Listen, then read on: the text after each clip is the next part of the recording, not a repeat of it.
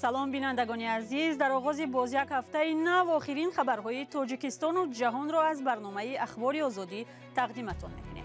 امروز 25 ایول و من زرانگیز نوروزشاه با جمع همکاران در خدمت شما. در برنامه امروز این گزارش ها را داریم. ازبکستان یک نشست بین المللی با شرکت طالبان را میزبانی میکند. حامیان حقوق این همایش را شرم‌آور خواندند. نظرهای ضد و نقیض درباره مکتب‌های تابستانه یا لاگرهای دینی برای دختران در قرقیزستان. در این لاگر ما طرز درست خواندن قرآن را می‌آموزیم. و کارشناسان میگویند جمع‌آوری و ذخیره مواد غذایی برای 2 سال عملاً امکان ندارد. از هم مهلت گذشت یا تلخ میشوند یا زهر پیدا میکنند یا میپوسند. در نشست بین المللی اوید به وضع افغانستان که امروز در تاشکند شروع شد، نمایندگانی بیش از 20 کشور شرکت میکنند. مقامات ازبکستان گفتند نماینده ویژه امریکا توماس وست هم در آن حضور خواهد داشت. آنها مسئله رسانیدن کمک ضروری به مردم افغانستان و مبارزه با تروریسم را بررسی میکنند. هیئت طالبان روز 24 ایول وارد تاشکند شد. هنوز هیچ کشور حکومت طالبان را بر رسمیت نشناخته است، اما ازبکستان از کشورهای بود که همکاری را با آنها آغاز کرد. سیراج الدین اسلام درباره موضع‌گیری ازبکستان و فرق آن از موقع تاجیکستان در برابر طالبان تفصیلات می‌دهد. ازبکستان یگانه کشور در منطقه است که با حکومت طالبان آشکارا همکاری میکند. تاجیکستان در برخورد با طالبان بر اساس منافع ملی خود عمل میکند. حکومت تاجیکستان میگوید ملت‌های دیگر، اقوام دیگر از جمله تاجیکان نیز باید در صف در حکومت طالبان باشند. موقع تاشکند رسمی دیگر است. البته دو عامل حکومت ازبکستان را وادار ساخت که با طالبان روابط خوب برقرار کند. اولش اقتصادی و دومش امنیت. دولت ازبکستان در عوض کمک سیاسی و دیپلماتی از طالبان تقاضا میکند که از ورود گروه‌های مختلف افراطی به قلمرو ازبکستان جلوگیری کند. عامل دوم صرف اقتصادی می باشد. ازبکستان به بحر دسترسی ندارد مثل تاجیکستان.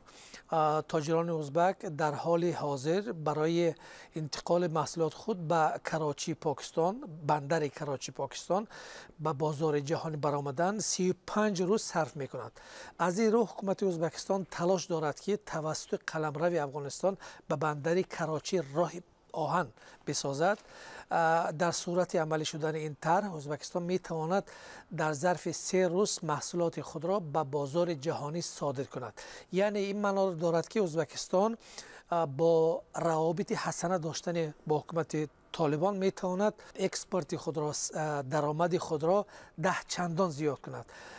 تقریبا این بیش از 20 میلیارد می شود و این از نگاه اقتصادی برای حکومت تاجیکستان ازبکستان خیلی مفید است. تشکر. همکاران ما نشستی تاشکند را پیگیری دارند و تفصیلات آن در سامانه رادیوی آزادی نشر می شود. مقامات تاجیکستان هفته پیش خبر دادند که صدها جلد کتاب قرآن را به افغانستان بازپس فرستادند. این کتاب‌ها را یک صاحبکار می‌خواست به تاجیکستان وارد کند، اما مقامات آن را برای تشخیص مصادره کرده بودند. در نشست کمیته دین، تنظیم عنعنه و جشن و مراسم‌ها امروز درباره سبب‌های راه ندادن این 13 تن کتاب قرآن به کشور صحبت کردند. تفصیلات موضوع در گزارش برات یوسفی. تماس هستند در تاجری که 13 تن کتاب‌های قرآن را از افغانستان به تاجیکستان وارد کردن می‌خواست، اجازه کمیته دین را نداشته است. این بود شرح کمیته دین، عنعنه و جشن و مراسم‌های تاجیکستان. همه گونه ادبیات دینی فرق ندارد و ادبیات پیروان کدام دین هستند، پیش از وارد گردیدن به حدود جمهوری باید از تشخیص دینشناسی گذرانده شود و همین حالتی که شما ذکر کردید این بنابر قبل از وارد کردن، یعنی مراجعه نکردن آنها برای گذراندن از تشخیص دینی است. از تشخیص دینی است و تا جایی که ما معلومات داریم با کمیته هم برای گذراندن این تشخیص دینشناسی مراجعه نشده بود در این مسئله. بنابراین سبب این که چون این ترتیب رو رعایت نکردن، گمرک البته ادبیات‌های مذکور رو بازپس گردانده هستیم. کتاب‌های قرآن را اولی امسال یک صاحبکار می‌خواست به تاجیکستان وارد کند. مقامات این کتاب‌ها را برای تشخیص مصادره و بعداً به افغانستان بازپس فرستادند. نام و نسب صاحبکاری که می‌خواست این کتاب‌ها را به تاجیکستان وارد کند آشکار نمی‌شود و معلوم نیست که او قبل از آوردن کتاب قرآن به مقامات مراجعت کرده بود یا نه. چاپ ادبیات دینی در داخل کشور شرایط هست و خود همین سال گذشته ما چند بار مثلا حتی چاپ نوبتی قرآن رو هم براه مانده بودیم و هر تشکیلات دینی که میخواهد ادبیاتش در داخل تاجیکستان چاپ شود طبق ترتیب اگر با کمیته مراجعت کنند ما در دایره وکالت هامون به اونها چی میدیم؟ اجازت میدهیم. مقامات کمیته دین خبر دادند که در نیمساله سال جاری در داخل کشور 12,000 نسخه کتاب قرآن نشر شده است. همچنین به گفته آنها پیروان دین مسیحی برای نشر 5,000 نسخه کتاب بیبلیا درخواست کردند. طبق آمار رسمی بیش از 90% اهالی تاجیکستان مسلمانند و کتاب قرآن برای آنها مقدس حساب می شود. ساکنان بعضا وقت از کمچین شدن این کتاب در دکانهای کتاب فروشی مذهبی شکایت می کنند. در نشست خبری کمیته دین همچنین موضوع نقض قانون تنظیم از سوی منصبداران به بحث کشیده شد. مسئولین این نهاد گفتند برخی از منصبداران تاجیک از ترس قانون تنظیم و رسانه‌ای شدن نامشان جشن و مراسم‌های خود را به نام کسان دیگر ثبت و برپا می‌کنند. مقامات از صحبت درباره تعداد منصبداران قانون شکن خودداری می‌کنند، اما گفتند امسال موردهای نقض قانون تنظیم در کشور زیاد شده، در نیم سال بیش از 400 چنین حالت ثبت شده است. در قرقیزستان مکتب یا لاگرهای تابستانه مذهبی برای دختران معروف می شوند. در این درس ها به دختران سوره های قرآن و قاعده های نمازگزاری را می آموزند. شمار دقیق چنین مکتب ها در قرقیزستان معلوم نیست، ولی اینترنت پر از اعلان دعوت به لاگرهای تابستانه است. این مؤسسه ها از سوی دولت نظارت نمی شوند و در اکثر موارد به طلبات سانیتری جوابگو نبودند. خبرنگاری بخش قرقیزی رادیوی آزادی از یک چنین مکتب تابستانه مذهبی برای دختران دیدن کرد. کیومر سیاتو گزارش می دهد. در این مکتب یگان پسر نیست. 60 دختری از 9 تا 12 ساله در اینجا تعلیم دینی می گیرند. آنها از آغاز هفته تا روز جمعه در مکتب درس می خوانند و در همین جا زندگی می کنند. روزهای تعطیل دختران را به خانه هایشان می فرستند. مؤسسان مکتب تابستانه می گویند که هدف اساسی آموزش اسلامی عنعنوی به کودکان است.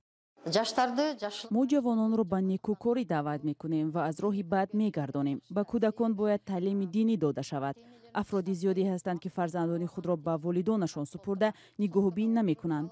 والدان زیاد شکایت میکنند که فرزندانشان تمامی وقت خود را در تلفن میگذرانند و به حرف والدان گوش نمیدهند. هدف ما تربیت کودکان در راهیه احترام والدان است. در دوام 15 روز تحصیل و زندگی در مکتب تابستانه به دختران سوره های قرآن را و قاعده های طهارت و نماز را می آموزانند. این بینای 3 آشیانه است. ما حالا در آشیانه دویم قرار داریم که در اینجا 3 صنف میخواند. این صنف یکی ب است. آنها الفبای عربی را میآموزند. برای خواندن قرآن آماده میشوند. انا این گروه را ما گروه یکم با آموزش جدی مینامیم. ما از صفر شروع کردیم. در این لاگر ما طرز درست خواندن قرآن را میآموزیم. ما 5 قاعده اساسی اسلام را آموختیم. اینجا باز امکان داریم از 3 زبان خارجی، عربی، ترکی و یا انگلیسی یکی را انتخاب کرده آموزیم. این مؤسسه را کمیسیون دولتی عاید به دین همچون سازمان ثبت نام کرده است، اما برای فعالیت آن چون لاگر اجازتنامه ندارد. مؤسسانش میگویند که مکتب امسال با خواهش زیاد والدان گشاده شد و به کودکان از روی کتاب‌های نشر کرده مفتیات درس میدهند. در دوره پاندمی چنین مکتب‌ها فعالیت نداشتند. بنابراین امسال مفتیات به قاضیان دستور شفاهی داد که اگر کسی امکان تأسیس لاگر یا مکتب تابستانه دارد ما ضد نیستیم. به رهبران مؤسسه‌های تعلیمی دستور آیین‌نامه‌ها داده شدند. اجازتنامه کمیسیون دولتی و سندهای لازمی هم هست. ما تنها به مؤسسه‌های تعلیمی چنین سپارش دادیم. تعلیمات طبق مذهب حنفی صورت میگیرد، عقیده و جریان‌های دیگری اسلام آموخته نمی‌شوند. در قانون‌های قرقیزستان درس علاوگی دینی به کودکان پیش بینی نشده است، ولی در اینترنت ده ها اعلان درباره مکتب یا لاگر و باغچه‌های دینی نشر شده است. از تأسیس لاگر باید حتما حکومت محلی آگاه کرده شوند. همچنین کاری آن باید به طلبات بهداری جوابگو باشد. آنها باید برنامه تعلیمی خود را بر ریاست معارف پیشنهاد کنند. زیرا طبق سرقانون تعلیم باید دنیوی باشد. بعضی از معلمان از فعالیت مکتب‌های تابستانه دینی خوشنود نیستند. خوانندگان حرف آموزگار را چون واقعیت قبول می‌کنند. این تهدید هم وجود دارد که اگر معلم اصرار کند که حتما باید نماز خواند و حجاب پوشید، کودک این را حتمی قبول کرده از روی آن عمل خواهد کرد. امسال وزارت معارف 750 لاگر یا فراغتگاه نزد مکتبی را تأسیس داده است که 7000 کودک را فرا می‌گیرند. برنامه را ادامه می‌دهیم. کمیته بخطری عضوقواری تاجیکستان توصیه به تکرار پرزیدنت امامعلی رحمان اوید به ذخیره 2 ساله غذا را شرح داد. دعوت پیوسته رئیس جمهور از ساکنان درباره داشتن ذخیره 2 ساله بسیار ساکنان را در تاجیکستان حیران کرده است. اکثریت میگویند آنها در فکر پیدا کردن حداقل خوراک 2-3 روزه خانواده‌شان هستند و توان ذخیره آرد و کارتوشکا و دیگر محصولات ضروری را حتی برای 1 ماه ندارند. خبرنگاران از رهبری کمیته عضوقواری تاجیکستان در این باره پرسیدند. نگاره فضل‌الدین گزارش می‌دهد. در سفرهای خود به ناحیه‌های کشور رئیس جمهوری تاجیکستان پیوسته با ذخیره‌های خوراکواری ساکنان شناس می‌شود. امامعلی رحمان دعوت می‌کند که هر یک عائله تاجیکستانی باید ذخیره 2 ساله غذا داشته باشد. اما برخی از مقامات و کارشناسان چنین دعوت پرزیدنت را اجرا نشونده می‌دانند. راهبری دولت ما یک کم سال نیست، چندین سال است که با واسطه مراجعت می‌کند به مردم تاجیکستان که ذخیره 2 ساله خوراک را ذخیره کنید.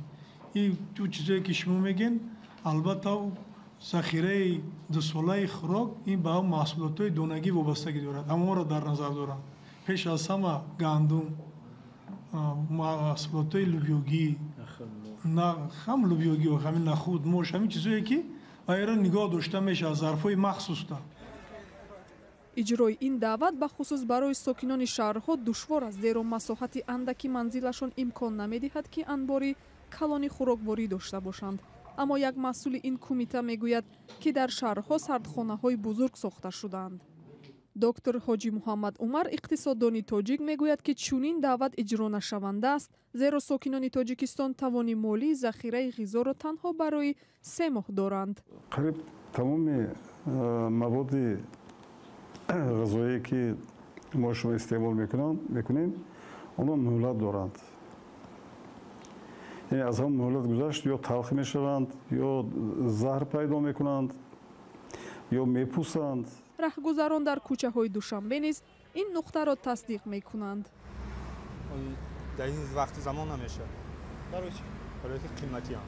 ذخیره هم نمیکنیم، هر روزه چی افتیم همون هم میخریم. ذخیره چی در کنیم؟ این نرخو به ذخیره کرده نشود. این در حالی است که به گفته سازمان‌های بین‌المللی مالی درآمد تاجیکستانیان یکی از پست‌ترین‌ها در جهان است و مقامات باید برای تأمین امنیت غذایی از تدبیرهای دیگر کار گیرند. 5 نفر از جمله 4 کودک و نوروز که دست کم 3 نفری آنها از یک عائله بودند در زیر خاک مانده و جان باختند. در این باره کمیته حالت‌های فوق‌العاده تاجیکستان خبر داده گفته است حادثه روز 24 ایول در دهه سنگپر جماعت دهات زیرکی شهری کولوب روی داد.